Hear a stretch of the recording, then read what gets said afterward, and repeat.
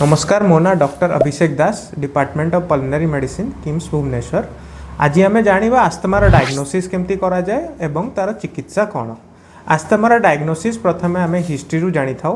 History of allergy केबे छिंक हवा बा काश लगे धईसई हवा कौ जिनस ट्रिगरिंग फैक्टर रु एक्सपोजर हेले यहाँ होता है तार हिस्ट्री आम प्रथमे नहीं था। अन्य स्पायरोमेट्री एक्सरसाइज गोटे थाए जोटा कि आम लंग फंक्शन एक्सरसाइज बा पीएफटी कही था से द्वारा लंगर फंक्शन आम जापर था। अन्य टेस्ट होची जमती पीक फ्लो मीटर टेस्ट एवं एलर्जी टेस्ट होता है।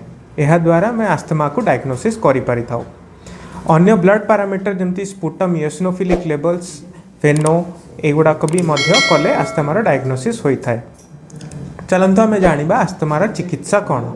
आस्थमार चिकित्सार मूल धार है आम केमती रोग को कंट्रोल रखा। यार दी मेन ट्रीटमेंट प्लान है इनहेलर। प्रॉपर्ली इनहेलर आम व्यवहार करने कथा।